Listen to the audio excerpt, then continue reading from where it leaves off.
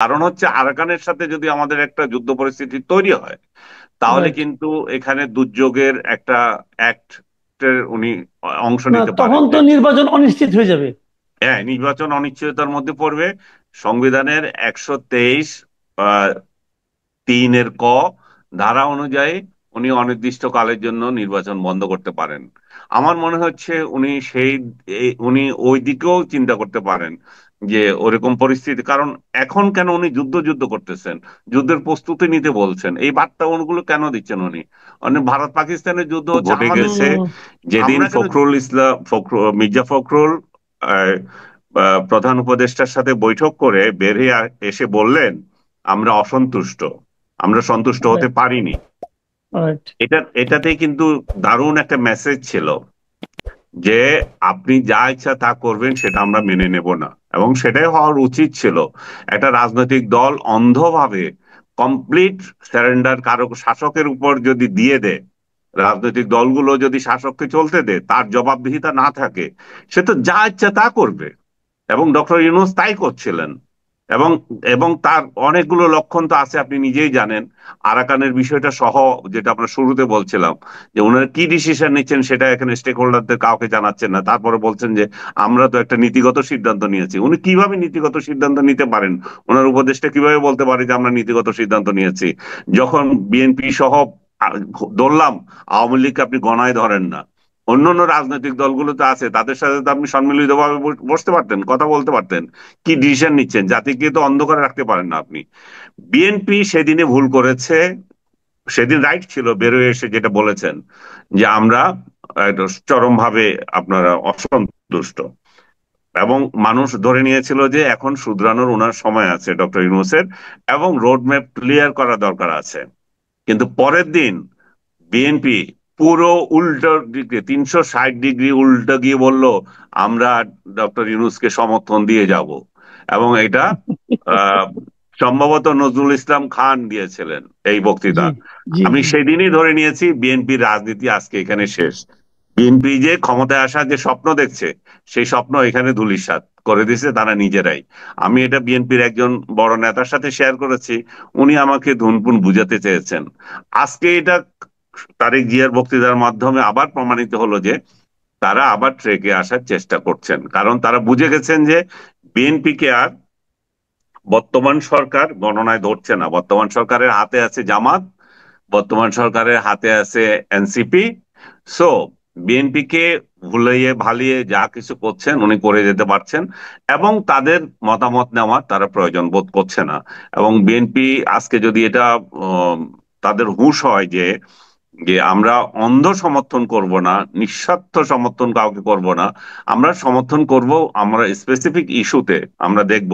এবং অবশ্যই আমি এটাও বলছি যে ডক্টর ইউনূসকে তাদের সমর্থন করতে হবে, কারণ আমাদের এখন তো আর কোনো উপায় নাই, আমাদের একটা নির্দিষ্ট ইলেকশন আমাদের করতে হবে। তাই বলে আপনি কালকে ডক্টর ইউনূসকে হটাও সেই আন্দোলনে যান, আমি সেটা বলছি না। আমি বলছি যে একটা নির্দিষ্ট রাজনৈতিক কর্মসূচি, নির্দিষ্ট একটা রাজনৈতিক ইয়ে ইলেকশন ম্যাপ আমার দরকার।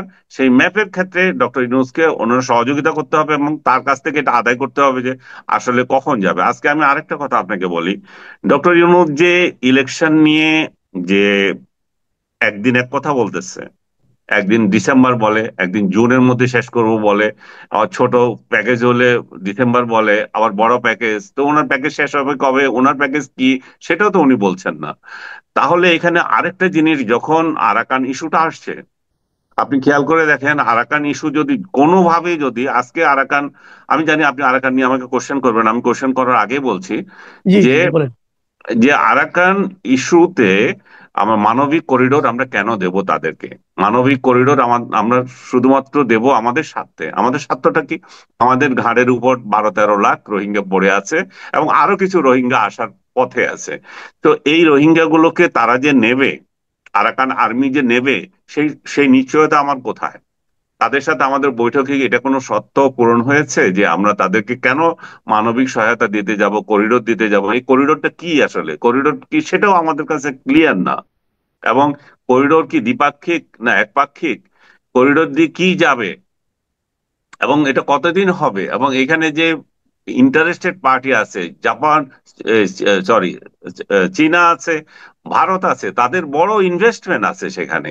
তো তারা মানবিক সাহায্যের জন্য যদি দরকার হয়, জাতিসংঘ আমাদেরকে খুঁজতেছে কেন? তাদেরকে দিয়েও তো বলতে পারে। আমরা কেন এত মানবিক হয়ে গেলাম যে আমাদের কি দরকার হবে? তাহলে এখানে রাশিয়া আছে, এবং অবশ্যই অবশ্যই আমেরিকান তো আছেই, এই যে আরাকান আর্মির পেছনে। তো এখানে যদি তারা একটা নতুন একটা রাষ্ট্র করতে চায়, সেটাও যদি আমাদের সমর্থন থাকে, তাহলে আমরা কোন শর্তে সেই সমর্থন দেব, সেগুলো কিন্তু ক্লিয়ার হওয়া উচিত। এবং আমাদের উপদেষ্টা, যিনি হঠাৎ উদিত হয়েছেন, রোহিঙ্গা বিষয়ক উপদেষ্টা, উনি বলছেন যে এখানে কারিগরি সহায়তা দেবো। কি কারিগরি সহায়তা আমি জানি না। তারপর এই উপদেষ্টা বললেন যে আমরা নীতিগত সিদ্ধান্ত নিয়েছি। আর আমাদের প্রেস সেক্রেটারি বললেন যে আমাদের কোনো আলোচনাই হয় নাই। আলোচনা এদিকে হয়নি, রাইট। এদিকে জাতিসংঘ বলছে, প্রতিনিধি বলছেন যে যদি এই ধরনের মানবিক সহায়তার দরকার হয়, তাহলে অবশ্যই দ্বিপাক্ষিক হতে, দুই দেশের মধ্যে হতে হবে, দুই দেশের মধ্যে সম্মতিতে হতে হবে, এক পক্ষে সম্মতিতে হবে না। রাইট? যেমন মনে করেন আমরা সম্মতি দিলাম, আমরা দিয়ে দিলাম, ইয়ে মায়ানমার এখানে আপত্তি মিয়ানমার করতে পারে। করতে পারে, হ্যাঁ, রাইট। অলরেডি মায়ানমার আপত্তি করেছে। কয়দিন আগে তারা একটা প্রতিবাদ পাঠিয়েছে বাংলাদেশকে। তোমরা এই নন স্টেট অ্যাক্টর যারা আছে ওইখানে, বিশেষ করে আরাকান আর্মি, তাদের সাথে তোমরা যোগাযোগ করছো, এটা আমরা ভালো চোখে দেখছি না। অলরেডি প্রতিবাদ করেছে তারা।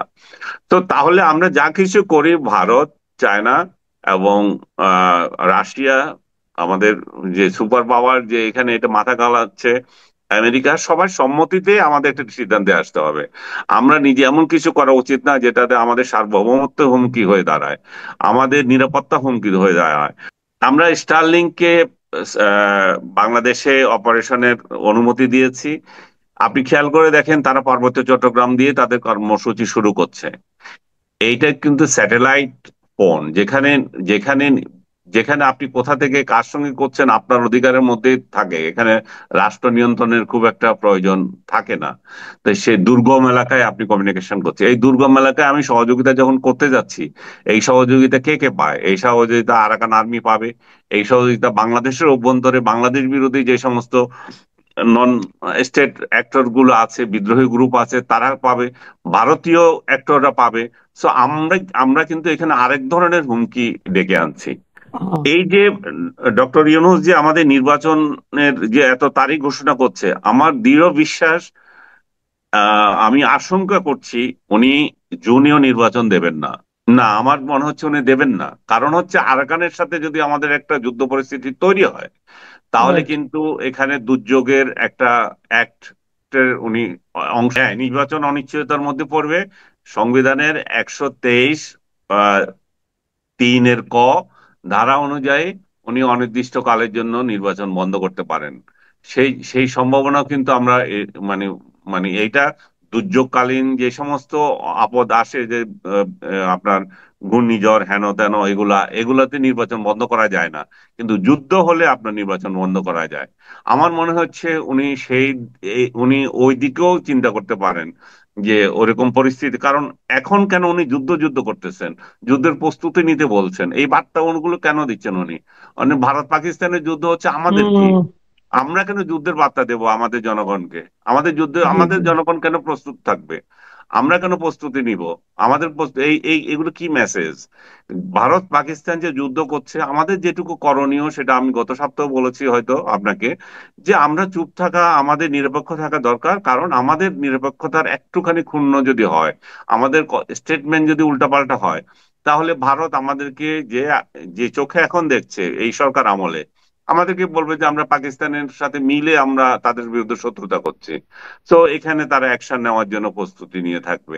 আমাদের তো দরকার নাই এগুলো নিয়ে কথা বলা। আমাদের বারবার জি। বলছে যে আমাদের ল্যান্ড আমরা ইউজ করতে দেব না, এবং আমরা ভারতের বিরুদ্ধে, সেভেন সিস্টার বিরুদ্ধে আমাদের এখানে কোনো কার্যক্রম হচ্ছে, হবে না, সেটাও আমরা ভারতকে নিশ্চয়তা দেব। আমরা শান্তিপূর্ণভাবে সহ অবস্থান চাই। আমরা মায়ানমারের সাথে সহ অবস্থান চাই, ভারতের সাথে সহ অবস্থান চাই, এবং ভারত পাকিস্তান দুই দেশেরও সহ অবস্থান চাই। কারণ আমরা এই মনে করি যে এই অঞ্চলে কোনো একটা দেশের অশান্তি যদি সৃষ্টি হয়, সেটা আহ, যে আমাদের এখানেও লাগবে।